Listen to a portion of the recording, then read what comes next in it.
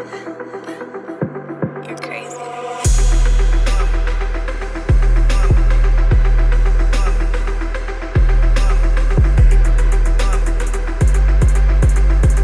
What's going on, everybody? Welcome back to another exciting update special of the Viall Files. I'm your host, Nick. Joined with me, the household. How's everyone doing? Good. Great. Allie is now in a committed relationship. She's very excited about that. You're exclusive. The household grows. What's the difference? We're not doing like boyfriend, girlfriend Okay, whatever. stuff. You're not fucking other people. Correct. All right. There is a big, actually, Nick, I would say you argue there's a big difference between just being exclusive and what it means to be a partner and a boyfriend or a girlfriend. And I say so that. I think she's following in line with your. I say that for like people, like for, whatever. I mean, big picture. We're in the relationship pipeline is what we're in. Well, when you stopped over to pick up the vase and then you asked me and I was in the middle of something, so I was like, it doesn't even really matter. You were so done with my and shit. then I was gonna text you, then I forgot because you were like, oh, it's been 5 dates. Should we define the relationship or something it's like been that? It was more than Whatever. that. Yeah. Whatever number you threw out there. And then I was gonna text you like, 5 dates is a total reasonable amount of time to like just check in and set new expectations, like whatever those expectations are. Sounds like you guys did that, but like I can promise you this: if this relationship ends up, going any amount of distance where you start celebrating anniversaries, this will be it. What? When you stopped fucking other people. I was never fucking other people. Let me just throw that out there. I'm just saying, like, if let's say a month from now, you guys are like, can I call you my boyfriend? And he's like, sure. And like, I'm just saying that won't be your anniversary. It'll be closer to when you actually started dating. Okay. Allie, is there anything, I know because this is an ongoing relationship, you're obviously mindful of what you share, but is there anything that it's especially exciting that you want to share about him or about how things have been like blossoming? He met my entire friend group yesterday. Oh, and how did he do? He got initiated in. Well, it started out as 2. We went to brunch. That was going to be his like slow launch. And then, as my friend group does, everyone ended up in my apartment day drinking. So he just met everyone at the same time. And he wasn't intimidated. So here we are. All yeah, right. he's Great. part of the group. This is He hasn't so met everyone. exciting.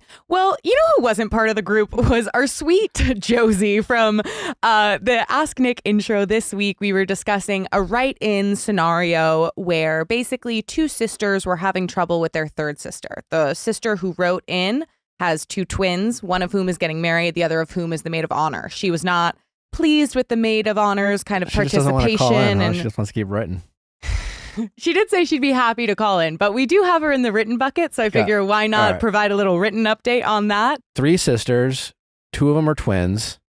One of the twins asked the other twin to be their maid of honor, and then they went to their house for like the bachelorette party, and then the bride-to-be seemed to be, offended that she wasn't getting enough attention from the sister, and that's the one who wrote in. The bride-to-be, right? No. So it was the younger sister. It was the younger sister, who's but not a twin. The younger sister and the okay. bride-to-be are both on the same page in terms of they've both been feeling like their sister, since she like moved further away from the family, has just been kind of detached and not as like interested or invested in their lives. She wasn't sure if she should fire the sister as the maid of honor, and then we suggested, well, we discussed, but I felt strongly that she shouldn't fire her, and I felt strongly about the matron maid of honor distinction of like adding in another. Did you feel strongly about one? Yeah, I just felt strongly about keeping her in the bridal party. I was like, I don't care, because especially grandma. even if she doesn't want to be your maid of honor, she still needs to be a bridesmaid because you are sisters. All right. Absolutely. What's the update? So update. Following up because I just listened to the episode. The husband. Oh my God. So this was like, she just sent this in? Yeah. I love this show. Off the press. Fresh out of the oven. We are giving you real-time really hot field cookies. reporting. The husband thing was just an example of her not being super thoughtful the whole weekend. Every man I've talked to agrees with Nick, LOL. So basically saying that he shouldn't have thought to go stay somewhere else. That was your point. So after the whole discussion, we agreed not to tell anyone else in our family, but found out over the weekend that Josie immediately called our mom crying after we both left. This is twin who was hosting. Not surprised. Anna, bride-to-be, asked Josie, her twin, what her plan was for the wedding, and Josie said she'll be the maid of honor as long as it's not too much work. From my point of view, Josie is definitely hurt and being childish and selfish at this point. I think the maid/matron of honor distinction is a good idea. I will also add, Josie is the one that started the entire discussion about the distance we've been feeling. I reiterated to her multiple times that we were not attacking her. To add to this, Josie continually makes us feel bad/insignificant.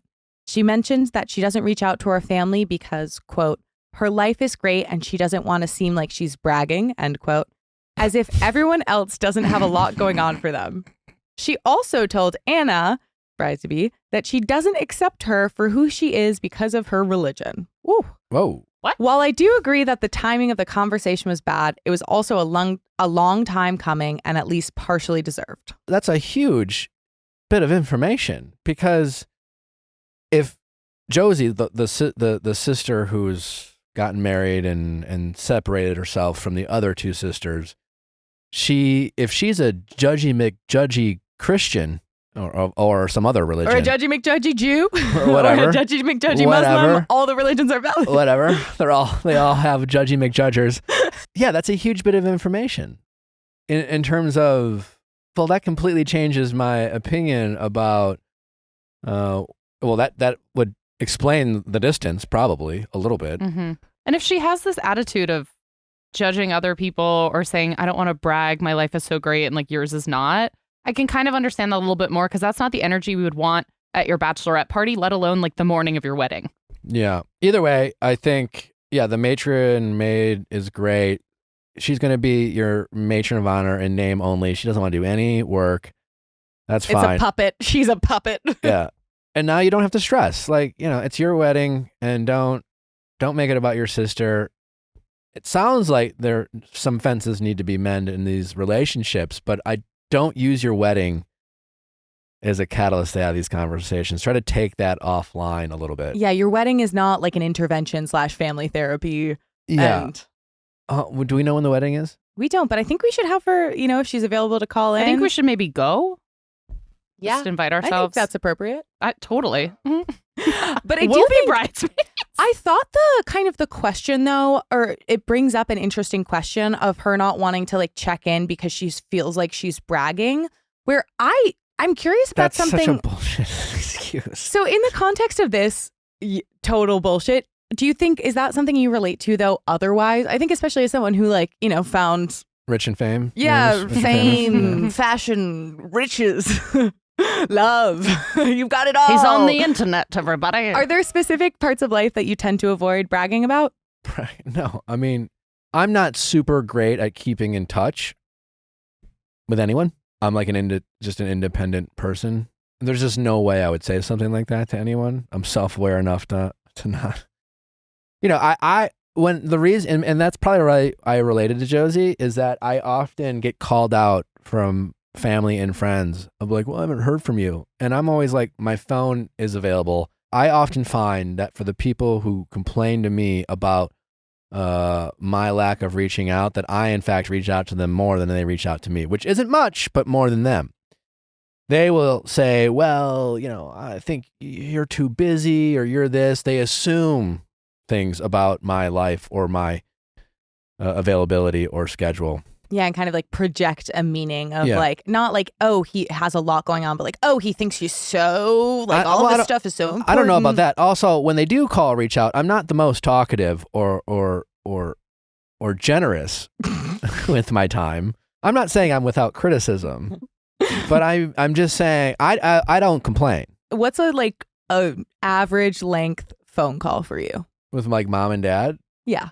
10 minutes. Wow. Oh. Allie, how about you? That's different. I have one sibling and he has 10. So we do family FaceTimes and Zoom meetings. Our group chat is popping every moment of the day. I have my family group chat muted. Most of it, it's like shit that's going on in Wisconsin that I have nothing to do with. And it's like, I don't need to know who's bringing the casserole. Amanda's really good at talking to her grandparents. She's been doing that a lot. I love lately. talking to my grandparents. Well, because, working full time, which is amazing. I was doing German lessons in the pandemic when I was still in school and working part time. So because I'm not doing German lessons right now, I've been trying to do a lot of little hey, I'm just walking across the street. Yeah, hallo Opa, wie geht es dir? That's what I sound like. But I'm a big believer in hopefully like a lot of little ones, because I think I feel so like intensely guilty if I'm not staying up to date with like loved ones, whether that's like friends or family.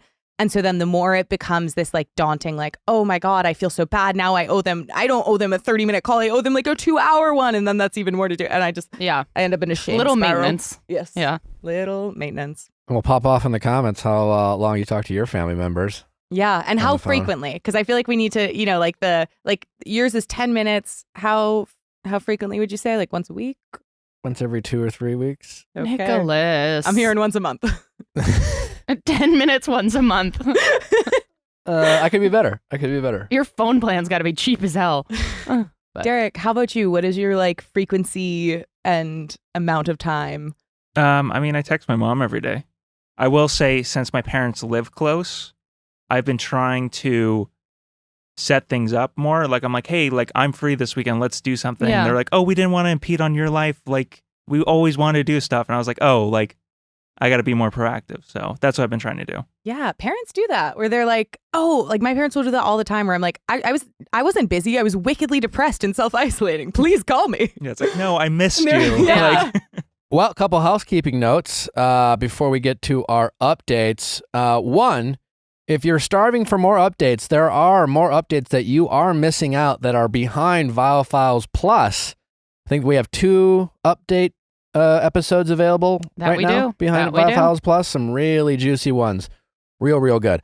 Also, for all you Love is Blind fans out there, we're obsessed with the new season. Loving this new season. And we are going to get into it next week, going deeper with our guest, Phoebe Robinson, hilarious comedian, big fan of Love is Blind. By then, I think you're going to have 2 batches out. But if you are patiently awaiting our deep dive breakdown and recap of the first batch of episodes, I think it's the first 5, then go ahead and also check out Viall Files Plus. Today, we're dropping an episode. It's our pop culture roundup that's going to be heavy Love is Blind recap. We'll have some other pop culture topics I'm sure we'll discuss for things that we didn't get to this week, because this week was heavy Bachelor with our interview with Ariel and the recap that we just dropped yesterday. So if you haven't listened to that, check that out. Katie Maloney next week for Freestyle, because now we're in the off season. We got Katie Maloney joining us to give us some updates on all the Vanderpump drama. What's up with her life? We'll talk some shit about Tom, I'm sure,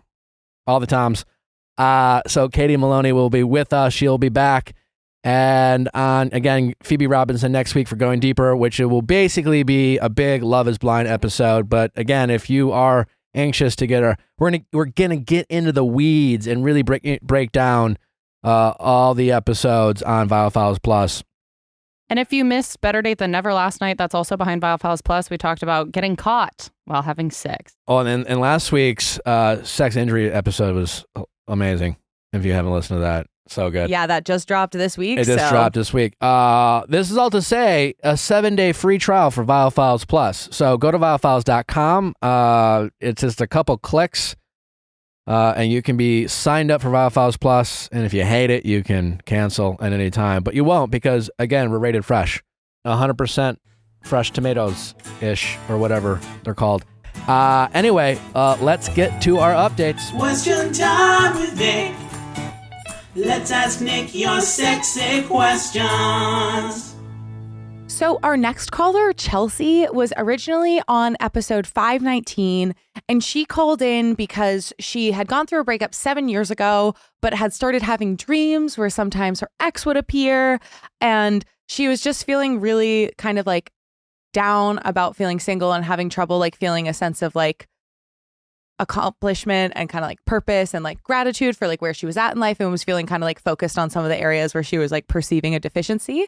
And a lot of your advice was like to spend your emotional energy, like to save it and not fall into the trap of just like reminiscing over your ex and like reminiscing over this person who made you feel loved, like kind of first debunking that like your ex is not special. The fact that he's probably reappearing in your dreams is like more of Just because you miss them doesn't make them special. Exactly. And then also in terms of like not in chapter 10 and of the book, Eric's happy birthday.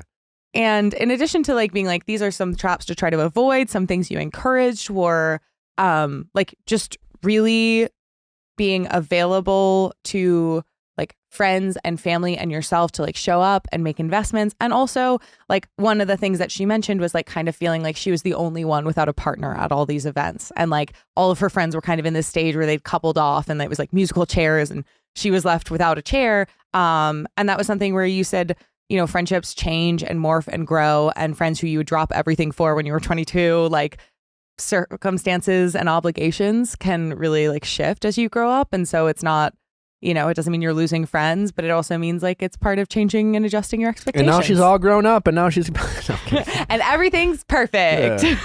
Let's bring her on. Okay, let's bring her on. Welcome back, Chelsea. How's it going? Hi, I'm doing good, thanks. How are you, Nick? I'm great. So last time you called, you were having dreams about the ex that you dated for Yes. quite a long time, and just generally kind of down in the dumps about being the single one amongst your sea of friends seemingly in a relationship. I think we have a clip. Let's go ahead and play it. Hi, I am Chelsea. I'm 27. How can we help, Chelsea? I am at an age where most of my friends are either married or in a serious relationship, and I've been single for 3 years. I've just been put in like situations where I'm constantly the only one who's attending alone and things like that. And I guess it's just kind of stirred up some memories of a relationship from literally 7 years ago that made me feel really secure. And I know it sounds crazy, but it kind of like at the times that I feel insecure about my current situation, it like pops up in my dreams.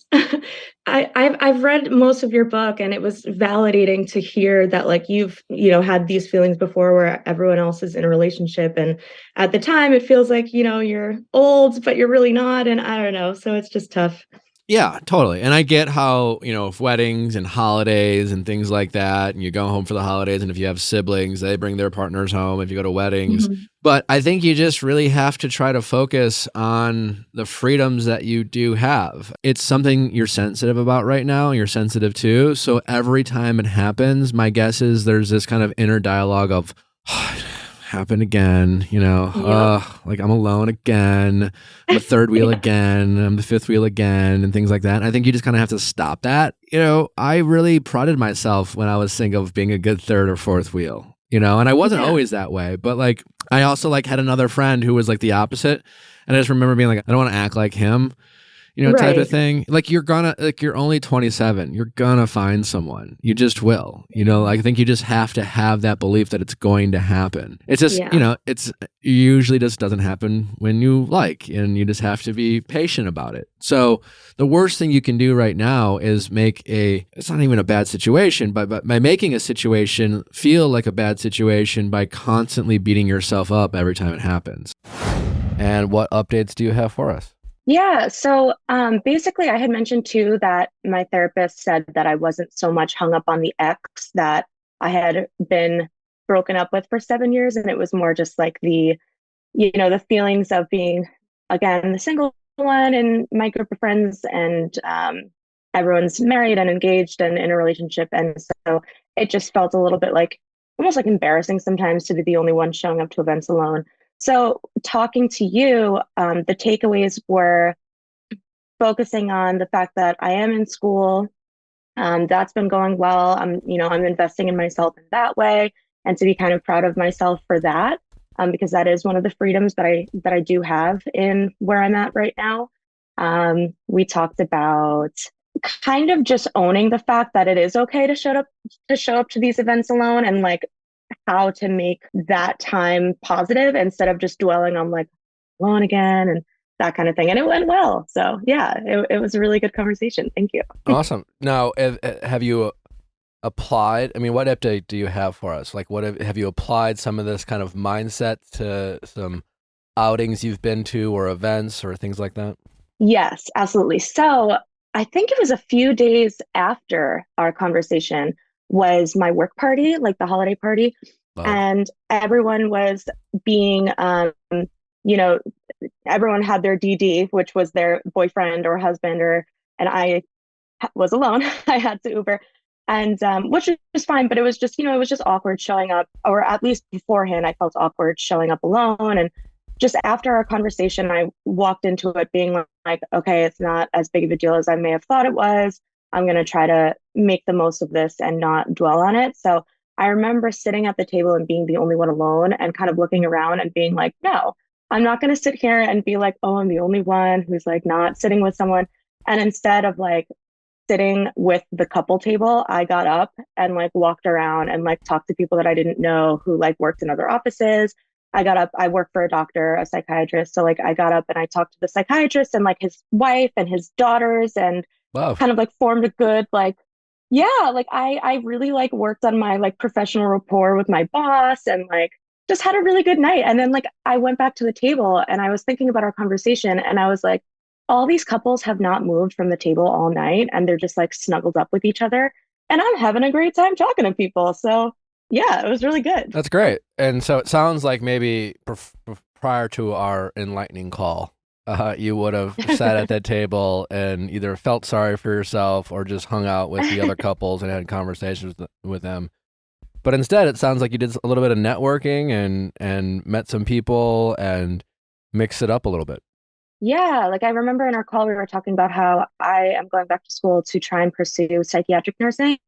So like I was talking to a nurse practitioner who works at one of my boss's other offices and getting like advice from her and just like, you know, formulating a relationship with my boss's family because I am, you know, we are a close-knit like work group, I guess. And yeah, so it just felt good. Like I left the party feeling good about how it went instead of just sitting there. And I kind of was able to look at it more as like, wow, they just sat here all night with their significant other and like didn't get up and really enjoy the night. So I felt good about it. Amazing. I'm curious for you because Yeah. I think it's so amazing to hear kind of like all these moments of like triumph and all of the times where you've been able to like really like apply the like kind of the fruits of your new mindset. And I'm curious like if there's been any times where like that's felt really challenging that like you can speak to like, you know, just like the times when it has felt like really difficult or like implementing that change has like you felt that kind of like resistance and how you've navigated those times as well. Yeah, I mean, I think part of the conversation that we had too was just that I was exhausted of the dating scene. I did struggle with the fact that like I felt like I haven't had those strong romantic feelings since that guy from, you know, a long time ago. So I remember talking about how I was just like, I didn't feel like maybe I'm capable of replicating those feelings again and it's exhausting and I don't want to go through it again. And we talked about how, yeah, it's exhausting, but like you kind of have to just like keep working at it and, you know, to get to the end goal. So in our conversation, I did mention to you guys that I had someone from a dating app that I was like talking to, but that I didn't necessarily know if I wanted to go out with because I was just in that period where I was like just done with it. And after a call, I decided, let me just do it. And it was hard. I really, really had to put myself out there and really push myself through the anxiety and the dread and the not wanting to do it. And it went really well. Like I kind of just forced myself to, and he's my boyfriend now, which is Oh, you crazy. got a boyfriend. So Just like that. yeah, What? I know. Tell us about like, you know, so you went on a date, like what, for all the people who go on all these dates and it's just, you know, like what was different? What gave you kind of the sense of this could be something? How did you guys connect? Like what were questions that you guys asked one another that really made you guys connect? And how long you guys been official? So we went on our first date like right after Christmas, Okay. and we made it official like very shortly after. So it's been like 2 months, a little over 2 months maybe. Great. Yeah. So what were some of what were the first Yeah. few dates like and questions you guys asked each other that really made you feel like this is something different? It's hard to explain because I hear a lot on this podcast, like a lot of callers say like, oh, he checks my boxes. And like, I've had that on past dates where he's nice and he makes me laugh and he has a good job, but like, I just didn't connect. And it's hard to explain or replicate that. But for some reason, like we really just did connect. Like we felt comfortable and we had like a good banter and like that is important like early on. But we did have good questions where like we're getting to know like, you know, not only like what do you do for work, what are your friends like, but like what are your family values and things like that. Like we kind of also talked about like the stages of life that we were in. So like he opened up about how like a lot of his friends are like in serious relationships and I was like, ah, same. And so we kind of just seemed to be like very much in the same place. And I don't know, we just had like really good chemistry that I didn't feel on other dates where they did quote unquote check boxes, on paper. Great. How much time are you guys spending with each other, like on a weekly basis? Well, very early on, he was very, I feel like early on in dating, it's like you see each other maybe once a week and you gotta play the game. And I've had guys be like, um, not really asking me to hang out until the day of or things like that. And he was very much what I noticed was like after our first date, he got home and was like, I think we went out on a Wednesday. He was like, do you want to do dinner this Friday? Like right away. So we started to see each other like very regularly, like twice a week. And now we see each other like maybe like 3 or 4 times a week. I go out to dinner with his family like weekly. It's great. So yeah, it's been very consistent. What's your favorite thing about the way he makes you feel? What I notice is that I have a lot of insecurities, not only with like body image, but just like I've had guys in the past, or this one particular person in the past specifically, would criticize like that I'm nice, which I feel like is a ridiculous thing to criticize, but it was like, oh, you're too much of like a people pleaser, like you're robotic, you're so considerate to others, it's robotic, you need to have a backbone and this and this. Whereas like all the things that he criticized about me that like I felt were good things, like my boyfriend is like, instead of seeing it as like, oh my God, you're too considerate, have a backbone, he's like, you're so thoughtful, like he's like, I love the way that you think about others. So he makes you feel and things appreciated. like that, that like, yeah, I feel appreciated and like I feel comfortable. I can, if they're ever like, obviously it's early on and like, so we haven't had any of those like fights or anything like that, Sure. but like there have been things where I've felt comfortable to be like, okay, it's early on, but like let me vocalize how I feel about this, even if it's just a small matter, just so that it doesn't like fester. Sure. And like he responds so well. Instead of being like, I've had guys be like, oh my God, like, I don't want drama, I don't want neediness. He's like, oh my gosh, I didn't see it that way. Like, thank you for bringing it to my attention. Like he's just very considerate, all those things. So it's been good. If you're willing, do me a favor, ask him this question and report back and see how he responds.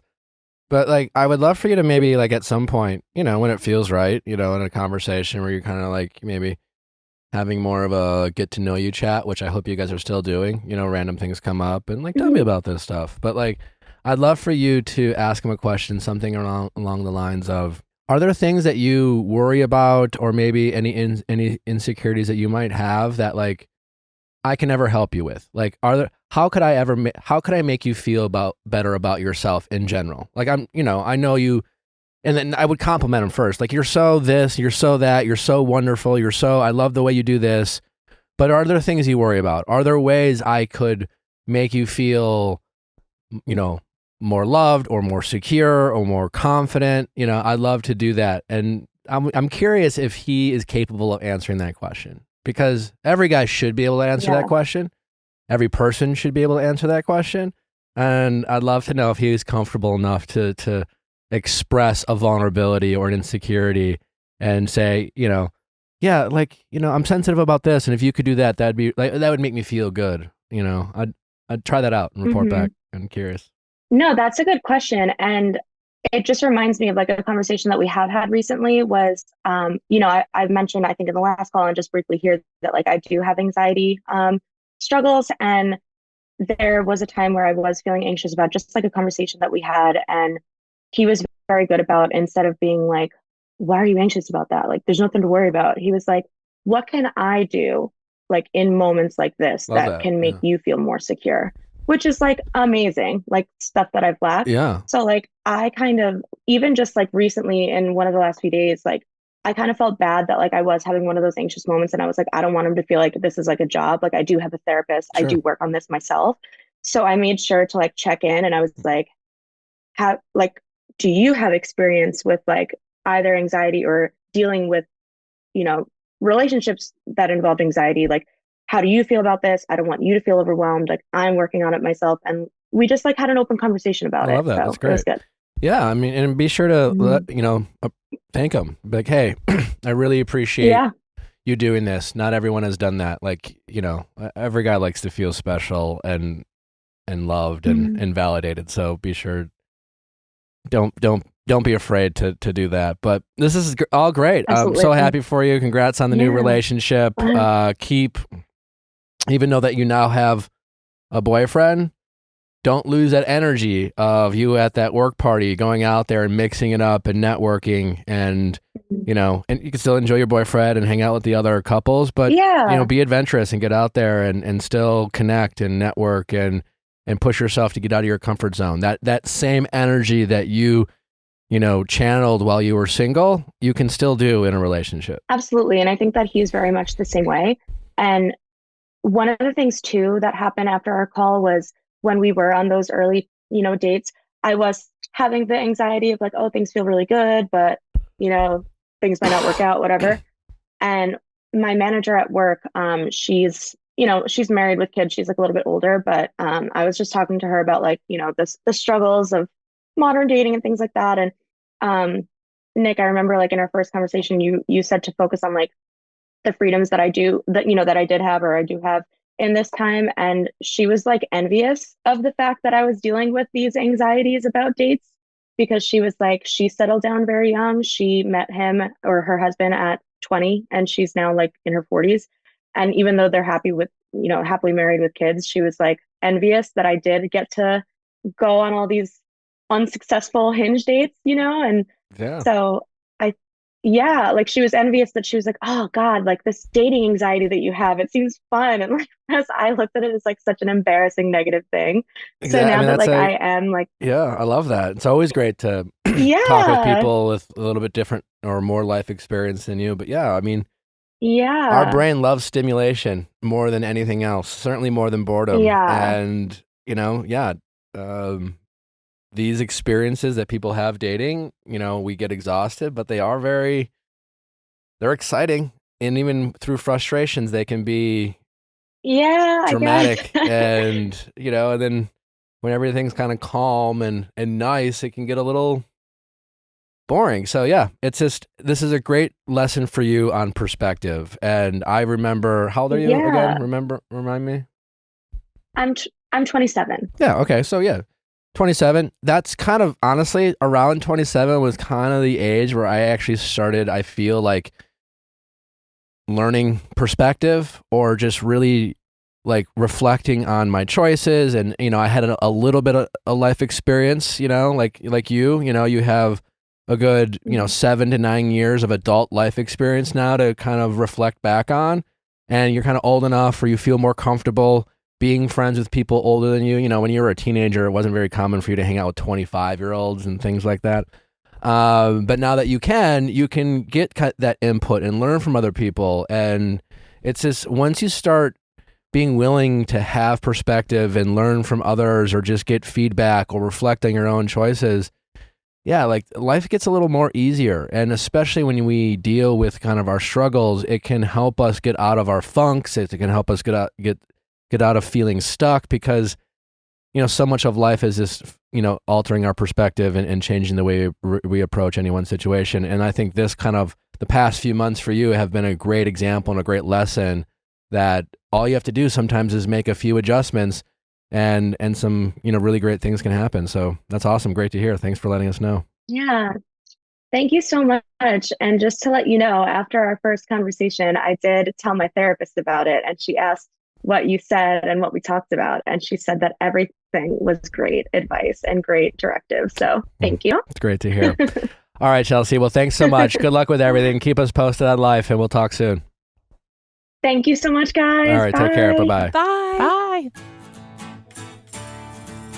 Okay. So we have a written update from Katie. She was on episode 537. She called in because she had a situationship with her CrossFit coach that she was trying, they ended the romantic hooking up part of their relationship because she wasn't going to get the more that she definitely wanted from him. And it was just disappointing and hard, but he was not really respecting those boundaries at the gym. She found it really hard to constantly be going into the gym and see him when she's trying to get over this person. So here's an update. She said, "Hi. Sorry for the delay on this response. It's been a busy month and a little emotionally exhausting for me. I haven't left the gym, ... yet. I had a conversation with my ex-situationship shortly after the podcast episode. I told him it was too hard for me to be friends and we needed to just have a strictly coach-member relationship moving forward. He didn't take that well. My birthday was the following week, and he texted me several times that day, though I wasn't responding. He's texting his ex happy birthday multiple times. Oof. I saw him at the gym that night, and he wouldn't leave me alone. Crossed lots of boundaries. Boo. Nope. Boo. Boo. I've been trying to avoid/ignore him since. He got to a point where he was texting me every single day, even though I was leaving him on red. He texted me 23 times without a response. 23 and me. Like, it's just this guy. Why is he going? Okay, we finally had one last conversation the other day where I told him his behavior was confusing for me, and constantly chasing me makes me think he wants more than a friendship when I know that is not the case, and that he needs to leave me alone if he doesn't want me. He has texted several times since. Oh my God. But I officially blocked him today. I don't know what my date at the gym is. I really don't want to move gyms, but I'm at my breaking point here with him since he doesn't respect my boundaries whatsoever. Leaving the gym might be the only option I have left, even though it hurts me to think about. Thank you for all your help and advice on this matter. He needs to leave the gym. Yeah, I mean, like, listen, he's not, I mean, kind of her fault at this point. I really want her to leave the gym. She needs to leave the gym, and she's not leaving the gym, and she's finding every excuse in the book not to leave the gym. And while blocking him is nice, the whole point of blocking him is to limit his access to her. And it's, you know, it's a step in the right direction. And now she doesn't have to receive a bunch of text messages, and I'm sure that will help her mental health. So that's a step in the right direction, but it very much leaves the door open for him to have access to her. And so if she really wants this, she knows the answer. And she is finding a bunch of reasons to not accept that answer. And she is stubbornly trying to find a different answer that doesn't include leaving the gym. Yeah. It's like she's just going to go through the Panama Canal. And instead she's like, no, I'm going to go all the way down. I'm going to go around the tip of Argentina. And as frustrated as she is at all his messages that he's sending, I think she's most likely still holding out hope, because I think it has less to do with the gym and more to do with the fact that she still likes that he reaches out. Well, yeah. And the fact that even in her email, it says, you know, I told him he can't do this unless he wants something with me. And I told him chasing me makes it feel like he wants me, even though that's probably not what it is. It still feels like there's a little, like, she doesn't want to close the door all the way in case one day he wakes up and he says, you're the love of my life. Let's have CrossFit babies. So we're getting into, this is your fault territory. And it's in as bad as he sounds, she has all the answers. She is just refusing to accept them. I mean, to be fair, with CrossFit, they love a circuit going round and around doing the same thing over and over again. How much you work out, you're strong enough to leave. I mean, don't be wrong. This guy fucking sucks, but leave the gym. Leave the gym, girl. And I really hope, I'm reaching out. I hope we can get on the phone with her, because we need to talk to her and actually get this through to her. Yeah.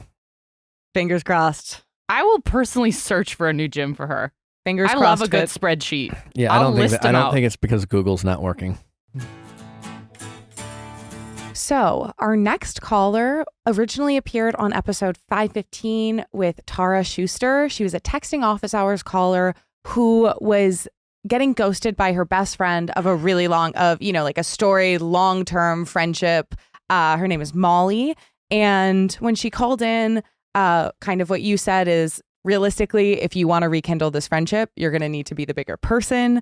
And, you know, even though she might be kind of like punishing and like making you wait a really long time, like you just need to kind of drop that energy, like not reciprocate that energy, no matter how much you're getting it your way. If you do want to salvage this friendship, and just be the one who reaches out and who kind of initiates contact. And then you also said it's like, it's a really intense friendship because of like the history and the role that you've played in each other's lives.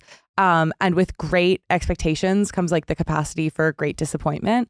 And so just like you would check in to like in a relationship to address where you're at and what would serve you at the time, like maybe the level of intensity that you've had with friendship in the past is no longer feasible given like where you're at in life right now. And so like having a conversation to just kind of normalize that, as opposed to like having this ominous sense that you're drifting away and it's bad. Kind of reset expectations with the friendship. Yeah, 100%. And like something that you said that I think kind of like stuck out was you were like, I think for in trying to rekindle and salvage the situation, you just need to say like, I'd rather have you in my life less in the past than not at all. So let's bring on Molly. Welcome back, Molly. Hey guys, I wanted to come back on here and give you an update on my best friend that ghosted me, or as we kind of figured out last time, we kind of ghosted each other. Well, let's just play a clip to remind ourselves what Molly first called in about and what we said to her. How's it going? Good. My name's Molly. I am 25 years old, and I am needing help because I got ghosted by my best friend of 10 years over basically a miscommunication. Okay. Wow, that's a lot. To fire a best friend over. Yeah. What do you mean by miscommunication? Miscommunication. Basically, we were supposed to have a phone call one day. Talk on the phone. She's in a pretty intense school program, so she doesn't have a ton of free time. She called me. I didn't answer because I was busy, and then basically I didn't hear from her for like a day and a half after that, and I was trying to get a hold of her. And then she sent me this really long text, basically firing me as her best friend. And I said, okay, do you want to talk sometime soon? Like, I want to work this out. I really care. Like, I don't want this to be like a thing. And then I haven't heard from her in 7 months now. I'm blocked on all social media. Her husband and entire family blocked me on all social media. I go back and forth between like, do I really like want to put myself through this again? Because I feel like I'm honestly just going to be met with rejection. But I'm also like, but we were friends for so long, and I don't necessarily want like, I don't want to like just throw all that away. So I don't know what I want to do. What about the friendship would you be losing if you never had it come back in your life? Like, what does she bring to your life as a friend? Honestly, I really hate saying it. I feel like at the time I thought I would be losing a lot more, because I've obviously thought about it. Like, I felt like I was losing a lot more, but really she has just been like, she's been there with me through a lot of stuff over the last 10 years. I mean, we were friends from 15 to 25. I think it's worth for you to try. Okay. Because I do feel like there might be a learning opportunity for you here to kind of just reflect on the friendship itself. If the worst thing that happens is you put in some effort to this friendship that you claimed obviously was very meaningful, was 10 years long, like the emotional energy that you're going to spend and try to fix this friendship, I think is worthwhile, and you will have no regrets. All right, Molly, why don't you go ahead and update us regardless? Just give us a little synopsis of the situation real briefly, and what was the advice, and then kind of where are we at now? So what originally had happened and I called in about was my best friend of 10 years and I had a falling out, basically because we weren't communicating. We weren't really, basically what ended up happening was we weren't texting each other back. And then that turned into the last, I guess, almost year of us not speaking. We'd been trying to get in touch with each other to catch up, and then I wasn't able to, she wasn't able to, and then we just kind of ghosted each other, I guess, of being upset of not being able to catch up. I'm not really sure, but we ended up not speaking, and I called in, and the advice that y'all gave me was to reach out, just to put my pride down, reach out, like go in with no expectations and to try and just remedy the situation and reconnect. So I did. It took me a while after I originally called in. I mean, I called in, I think it was back in December, and I didn't reach out until February 14th. So it was probably, like 2.5 months that went by before I finally reached out to her, and I sent her a text, and I've yet to get a response. What was the thing that made you reach out? On Valentine's Day. No, okay, I know that sounds weird, but no, it was That's fine. It's just nothing to do with actual Valentine's Day, but I was like, okay, there wasn't really anything in particular that made me reach out. I think it was just on my mind. Can you read us the text that you sent? Hey, blank. I hope this doesn't catch you at a bad time. I've been thinking about you, and I really hate the way things have turned out. It's been a long time. I know we're both busy, and if at some point you want to talk, please let me know. If not, then I want you to know I love you, and I wish you all the best. Great. And that was it. Love. She didn't write back. Never wrote back. And remind me, was there I- a specific incident that there was a falling out, or was it just more of a losing touch? kind of losing touch. Basically, she had tried to call me one day. I was busy. I couldn't get to the phone. I couldn't answer her phone call. Texted her back later. I said, hey, can we talk at this time? And she was like, no, I'm busy. And then it just it was a little bit of that back and forth. And then she sent me the really, really long text just saying she's done with this and that. And then a few weeks went by, a little bit of back and forth, and then nothing since. So nothing crazy that happened to cause the falling out. I still think 50-50 she writes back eventually. When do you think she'd do that? I don't know. Keep in mind, Molly waited a bit. How are you feeling about the whole thing? Like, were you hoping for a response? You know what I mean? Now that more time has passed? I think I was hopeful that she would give me a response, but ever since I sent it, I have felt a lot better about the whole situation. When I wrote in, I actually said, I feel like I found closure through it, weirdly enough, like even though there hasn't been actual closure. Sure.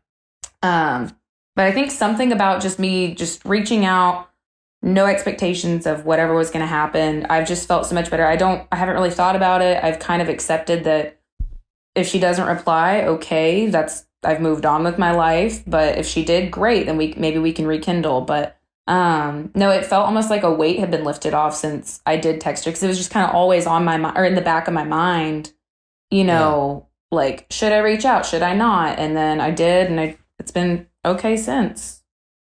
Yeah, I think that's great. I think maybe it's a lesson in, do you think that your reasons for not reaching out prior to you calling us and then eventually reaching out was a little bit of stubbornness, a little bit of why should I have to do this, or frustration, anger, and then like you finally just said, hey, I love you, if you want to, great. And I feel like, you can move forward and you have that closure because you know that there's nothing you could do differently now. You accept the fact that like sometimes friends evolve and you grow apart, and it's just like, there's maybe a little sadness or hurt, but the fact that you no longer have to move forward wondering if part of the reason you're not friends is because of whatever stubbornness or role that you're playing, or it's just, and I think it feels good to just say, hey,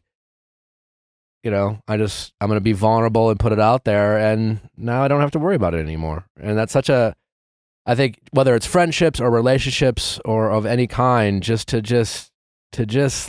put it out there and be vulnerable, I think allows people to move forward much faster than holding on to anger and frustration.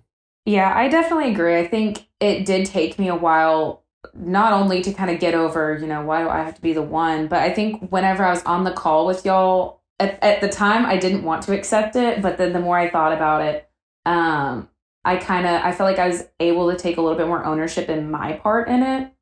Whereas before, I really wasn't. I felt like it was, all on her. A little bit on me, but then the more I thought about it after my phone call with y'all, I was like, no, I definitely had a part in this. So I think I had to accept that before I was really fully ready to reach out. And then I was just kind of like, okay, no time like the present. Let me just put it out there. I think that's great. Do you think if you don't hear from her, you'll like message her like a happy birthday or? No. No.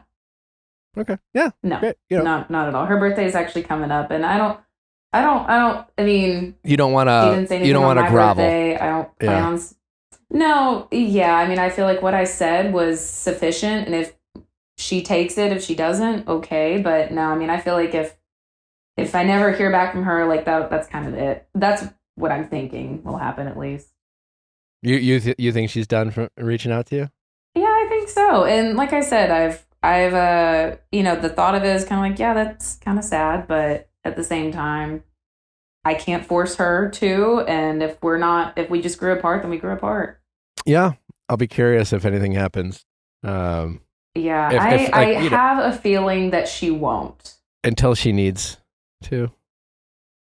Yeah. Or maybe she needs a lifeline. I don't know. I don't know. Never know. Either way, I'm glad that you sent the message. It sounds like you're just in a much better emotional space about it, and it's taking up a less of your emotional energy. We love that. So good for you for reaching out. If anything changes, let us know. But how are you otherwise? How's life? Yeah. What's going on in your world? Life is good. I'm trying to go to grad school in the military. Been working out a lot.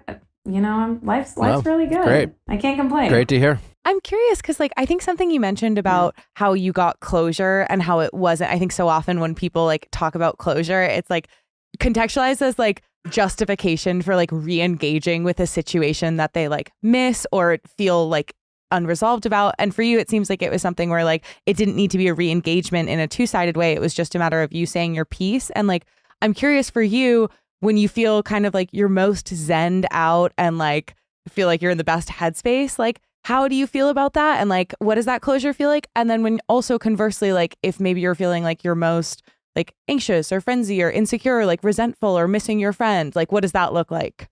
Really, I just, like I said, I felt like it's been a weight lifted off. I sent it fully expecting, or just with the idea in my head of, hey, she could not reply and that's okay. I don't know. I just felt a lot more at peace about the whole thing. Whether she does or doesn't decide to be my friend again, I feel like I'm just putting all that energy into my other relationships, my other friendships, other things going on in my life. I don't want to waste any more time feeling sorry about the whole situation. I just feel like I put it out there. I said, like you said, I said my piece, and I'll move on with or without it. Amazing. All right, Molly. Well, thanks for the update. We appreciate it. Good luck with everything. Congrats on going back to grad school, and we wish you nothing but the best. You. All right. Thanks, guys. All right. Take care. Do you have an instant like that in life? And also, if you're watching this on YouTube, please pop in the comments where like a situation where you were able to, where you found closure without hearing from the other person. Well, yeah, sure. I mean, I'm sure a lot of cases. Nothing specific necessarily pops in my head. I'm trying to think. I also feel like oftentimes, even when you're presented with the like stereotypical closure, like when you have an ex reach out like months down the line and be like, let's just talk, like let's like settle whatever. Like I've had a guy reach out and do that, and I went into it and I was like, yes, like I'm gonna get all the answers I want and it's gonna be great. I'm gonna say this and he's gonna say this and then he's gonna know what he did, and it was just like the most pointless conversation I've ever had. And I was like, you are here to make yourself feel better, and we have accomplished nothing. I think with Caitlin, I mean, the first things that come to mind in my recent life with Andy, she came to my apartment in Chicago. We had a chat, that I definitely felt like I got closure from, and I had moved on, but like that one really rattled me. It was my first Bachelor experience. I knew very little about the show stuff and what to believe or what was real or what wasn't. And I had so many questions, and obviously the whole AFR of it all. I think we were both had some trauma from that experience. And so that was a good conversation. With Caitlin, I got closure much, much, much, much sooner without ever having a conversation with her.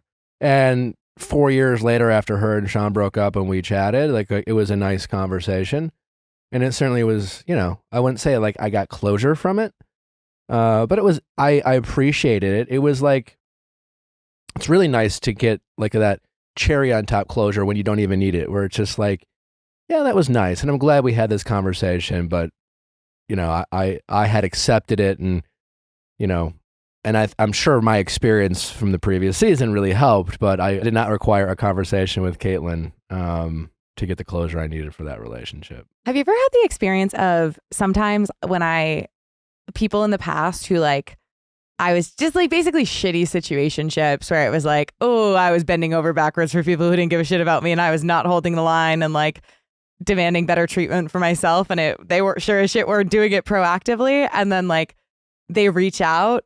And I just feel so disinterested in responding, like after the fact, and like the sense of like closure that brings of like, yeah, you're when like, you get to like, what's the point?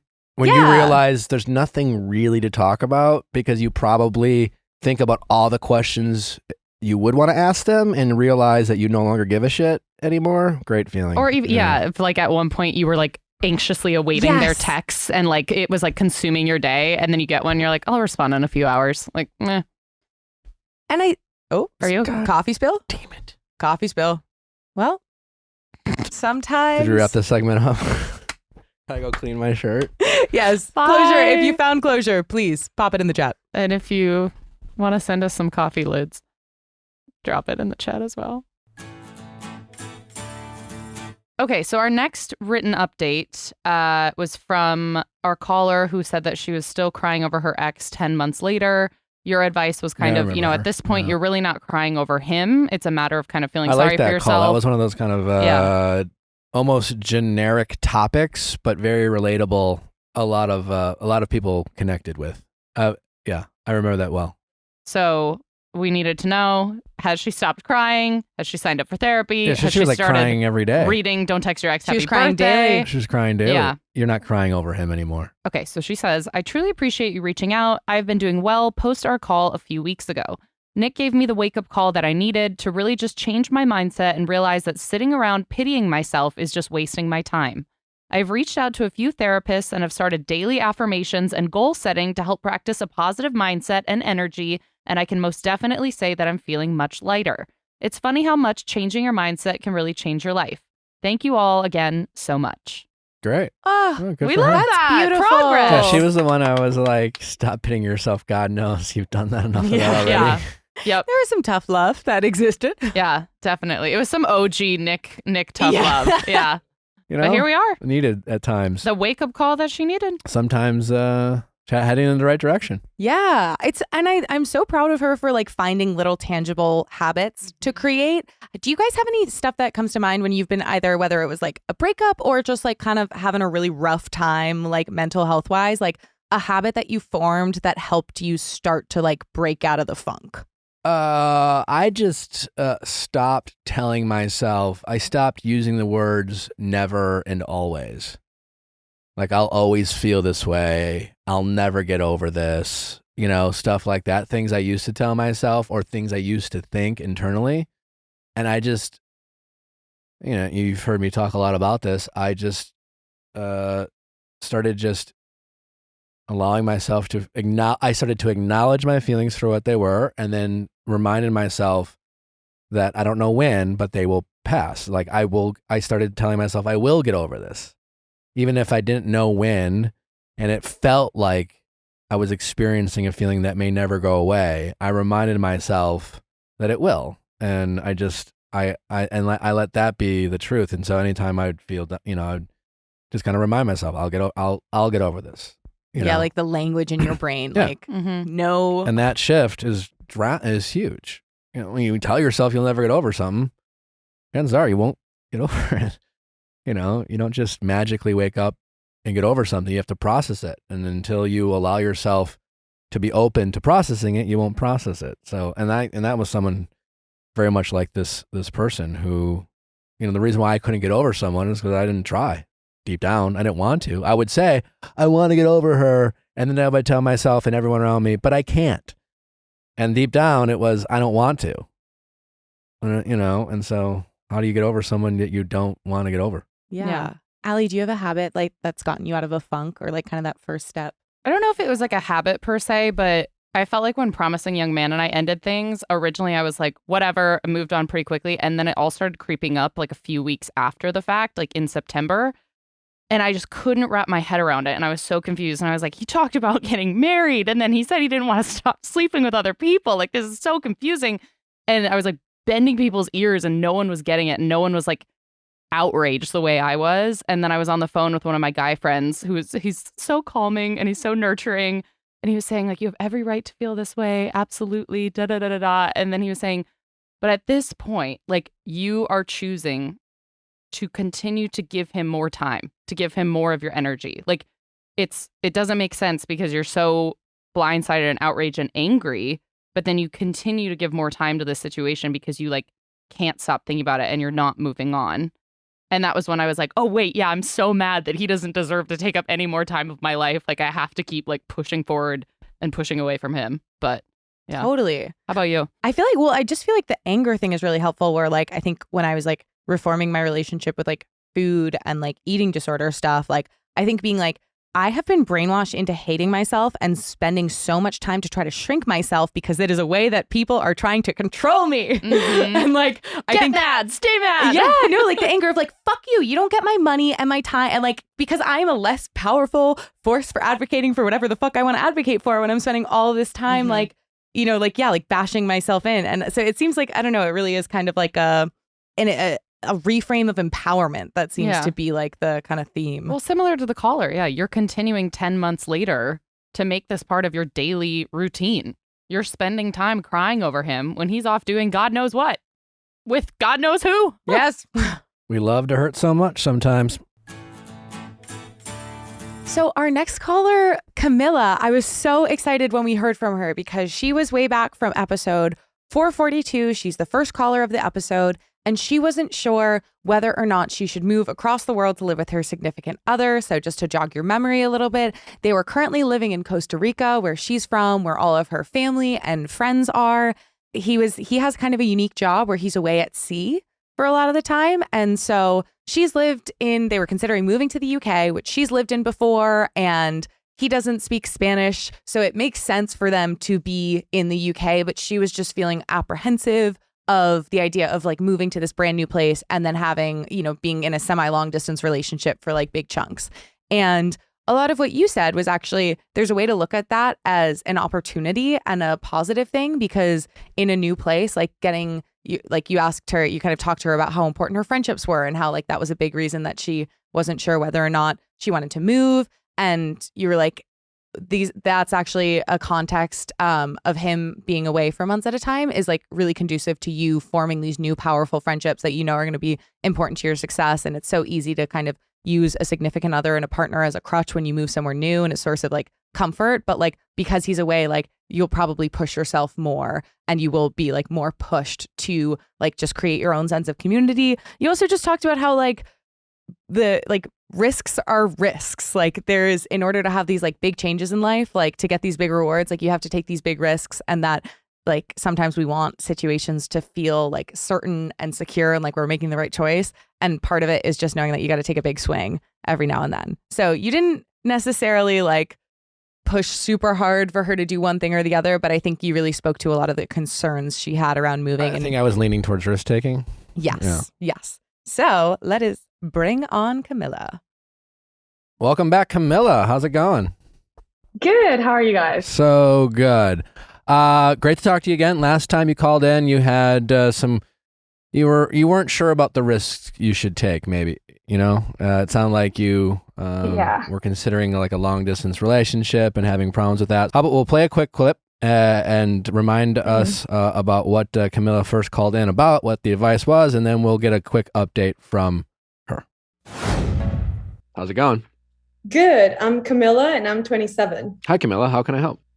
Okay, so I have been dating my boyfriend for almost 2 years now, and we have been living together for like 9 months.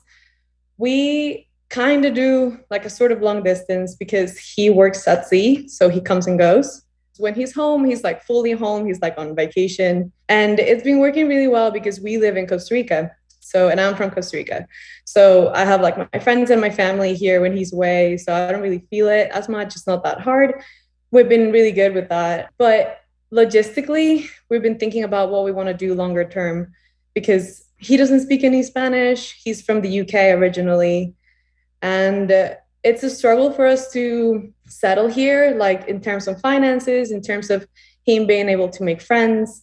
And so long term, we've been thinking about maybe moving to the UK. You got to live your life for you. And and these friends that you've had, these lifelong friends in your family, it's never been easier to stay connected with people all over the world, just no matter how much of a priority you make it. If you move, you will definitely lose touch with some people. 100, that's a certainty, right? But the Yeah. relationship might evolve. It just might change. It's like your friendships are always going to evolve, regardless if you live in the same city or not. You know, if you settle down with your boyfriend in Costa Rica and you guys have kids and your friends have kids, you'll be preoccupied and be busy with your family and friends, and you'll meet other people, and like you might lose touch regardless. So Yeah, that's true. this is all to say is that there's no clear answer. Either way, this is going to be a risk. But these fears that you have, I think, while understandable, I don't think they should stop you from, trying to make this thing work if you think it's worth it, if it's a priority. Did you take the advice or not? Did it work out? Where are you at? Bring us up to speed. I wasn't really sure if I should move abroad with my partner because we were considering we live in Costa Rica right now. We were considering moving to England. I've moved to England before for uni and then like university studies. And then I stayed there for a while and I knew how hard it was to be far from my friends and family. So I didn't know if I want to do it again. Your guys' advice, I still think about it now. It was really, really useful. You guys basically told me how like staying at a place for others ends up like costing me in the long run, because if I don't do things for myself and then these people's priorities change and then I'm just left kind of like in a place where I don't want to be just for sake of being with others. And Nick used his example of like not being at home anymore. And you guys also, like Amanda told me the story of her living in Australia and how that really helped. And also Nick gave me this great advice about how the fact that my boyfriend comes and goes because of his job would be really useful for me, because then I'm not really hooked to his social life. And then I would be able to, have more friends and be more active and do more things, because I wasn't like just inserting myself into his life, but I would actually get like my own. Great. Yeah. So that was what happened a year ago-ish, a little bit less. And so the update's really unexpected, I think. And that's why I kind of wanted to let you guys know. But funnily enough, when I called originally last May, that same day, my mom fell really ill. And I don't want to get emotional about it, but I think I'm going to have to. But basically, she got really ill. She had cancer and we didn't know. And basically 2 months after that, she passed away. I'm so sorry. And thank you. It was really unexpected, and it was really hard because my sister had already passed away a couple of years ago. And so they were like my two closest family members. And the fact that they both left was a huge shock. And I was here in Costa Rica mostly for her. I came back from England during the pandemic back here to be with her. So the fact that she was gone was kind of like the perfect example of sort of what Nick was implying in the original call, that if I stayed here for someone else and then like they were gone, then like what's left for me here? So it was really interesting. Obviously, I know you didn't mean it in like that dark of a twist, but that's what ended up happening. And so when she got really ill and then she ended up passing away really suddenly, my partner was away at work and he was like in Gibraltar or something like that. I don't know. He was really, really far away. It was like a 20-hour flight back home, and he took it immediately. He like dropped everything and came home, which was like it spoke a lot about his character, because you know how alone it would be. Honestly, that's significant. I don't think a lot of people would be like, "Oh, I'm so sorry," but like that's a 20-hour flight, like. And he was at work. It wasn't like his choice. Yeah. So good on him. That's clearly someone who's really wants to be there for you. Exactly. So I think that really ended up like solidifying what I already knew, which was that he was worth the move and he was worth like us starting over somewhere else. And so it's obviously been hard, the grieving process and everything I've had to deal with since my mom's passing. Paperwork, she didn't have a will, a bunch of things happened, and it's just been like really complicated. But he's been really good with everything and really supportive. And so now we realize that like if there was a good reason to move before, there's even more so to do it now. And so we've started all the paperwork and we are almost finished with it. I think if everything goes well, in like 6 weeks, we should have an answer. But our plan is to move July 1st. So we already have like a house. So yeah, we're gonna move there. We have our dog's permits ready to go. So she's coming with us, and we're in the middle of like selling everything here. And yeah, so I feel a lot more excited to move now, ever since like the fear that I had before had like kind of like slowly but surely moved away. And now I'm like more so excited of what's to come and like getting, you know, a fresh start away from everything. Yeah. I mean, again, I'm so sorry you had to deal with that loss, but you know, like in this kind of poetic, beautiful way. Yeah. I mean, yeah, him flying home on a 20-hour flight on a drop of a hat, kind of, it was probably that kind of blessing, that like you said, that sense of security. You know, someone who's willing to do this for me, clearly cares about me. He's willing to make me a priority. He's willing to sacrifice, you know, and this was work. I mean, how many people do we talk to, you know, where people use work as an excuse? Well, yeah, I got to work, you know, and sometimes it's a valid excuse. Sometimes they don't even have the ability, but you know, we will make the things that really matter us a priority, and we will always figure out a way to do it regardless of what it takes. And the fact that he was willing to do this must be such a sense of like, you know, security for you, and such a confidence boost. And you can't predict the future, and that one move that he made certainly was great, and he'll have to keep doing that, and you'll both have to keep, you know, prioritizing each other and wake up every day and choose each other. But I think what a beautiful kind of secondary outcome to, you know, what was a very tragic with your mom passing, resulted in the kind of this beautiful sense of security that you got about your relationship, and something that was really weighing on you, and you wanted almost a sign of is it worth to move my life and start over with this guy. And he was able to give you that, and in a way your mom was able to give you that as kind of a way to kind of set you free. So, you know, a lot of poetry there, and kind of in a way is a beautiful update.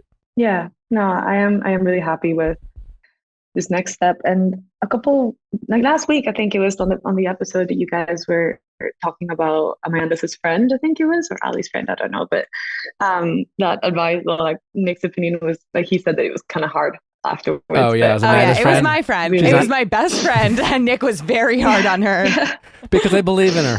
Yeah, she just hasn't reached her potential. Honestly, yeah, I thought that was a really good like sound bite. I even like saved it on my phone whenever I feel like I'm afraid of moving, or like, oh my God, I'm gonna have no friends. Oh my God, I'm gonna like start over. And then I listen to that. It's like that is my full potential if I keep pushing myself. If I'm just like stay in my comfort zone, like I never know how far I can go. Yeah. So I think it was great advice. Well, thanks. Really and just remember, you know, with taking risks in an attempt to reach your full potential, it will bring obstacles. There will always be moments of disappointment, and things will almost sometimes feel like they are blowing up in your face, but that doesn't mean you made the wrong decision. It doesn't mean, you know, that's part of the journey. That's, you know, you reaching your full potential is partly your ability to deal with difficult challenges. Obviously, you know, nothing's more difficult than a passing of a parent or a loved one. And so certainly you're already dealing with adversity, but don't let, you know, those challenges of taking risks when you meet those challenges stop you from pushing further or second guessing your choices. Because big swings will inevitably, you know, cause you to swing and miss and strike out sometimes. But I think in the long run, as long as you're making, you know, healthy and thoughtful risks, I think most people are better off for it. Thank you. No, it was great advice, and I still apply it a lot. So I'm gonna keep trying, and yeah, hopefully then in like a couple of months we'll be across the pond, and it's exciting. That's amazing. I would love to know, like, in having to navigate like such intense emotional circumstances and like coming out the other side of that, like, what are you most proud of yourself for in like the way you were able to like handle and move through all of the like the loss and the uncertainty and the changes and transitions? Well, certainly a lot of therapy has like played a huge part. I'm someone that like guilt trips myself quite fast and super easily, and it's super easy, I think, to fall into like, I should have done this, I should have done that. Something as simple as like, I don't know, like before everything went out the window, my mom one day was like, I'm not sure if this diagnosis is right. I don't feel good. And I kind of ignored her. And I just went like in this huge afterwards, once she's passed, I felt really, really guilty of not listening to her. And like, maybe I should have done this, maybe I should have done that. And like, so certainly like being able to forgive myself was a huge part of it in navigating this, and being able to not always not like keep drowning myself in the what ifs and like the possibilities of something that just didn't happen anymore. I think it's the most important part, and be able to just focus on celebrating the things that I did have and what it's brought me. Because if I just sit down and look at the things that didn't go well or that I could have done better, and I just like go down this spiral of guilt, and I don't know, I just end up feeling really pessimistic about myself. And so I think the best thing I've done to navigate this is for sure just accept things as they've come and celebrate the things that I did have and the good things that have come of it. Like what Nick was saying about like, this is kind of like a gift that she's giving me so that I can move and feel this way now about it. And, you know, just try and not get too hooked on the alternative scenarios if I could have known what I know now kind of thing. Yeah, it's easy to do. Yeah, to go back and the what ifs. We all do that a lot. Yeah. All right. Well, congratulations on the upcoming move. Very exciting stuff. It's going to be, I'm sure, a really great adventure for you, and one that you'll be really glad that you made. Yeah, I think so too. Thank you so much, guys. We appreciate it. Thank you. All right, You're good luck. so impressive. Yeah. Like, go off. Think about your last like less than a year. It's crazy. Yeah, you've overcome so much and done so much. So kudos to you. Thank you. Thank you so much. All you right. guys are the best, and you're like a huge part of my day-to-day life. And I Oh, do we feel love like hearing you're that. my besties. Likewise. You're our You're our bestie. bestie. You're part of the crew. Well, we'll keep pumping out more I content am. for your I even long started, flight. like- Yeah, I even started watching The Bachelor so I can keep listening to you guys. So it's There like, we go. I'm That's missing these amazing. episodes. Thank you. Thank you so much, you guys. All right, take care. Bye. Thanks for listening, guys. Don't forget to subscribe, rate, review, tell your friends. If you need more updates, there are 2 episodes behind Viall Files. Plus, for all you Love is Blind fans, don't forget that we are breaking down the first 5 episodes of Love is Blind, also in an episode behind Viall Files Plus. Katie Maloney next week. Phoebe Robinson to give chat, and we'll get into the whole series of Love is Blind next Thursday, going deeper as well. Thanks for listening. We'll see you on Monday.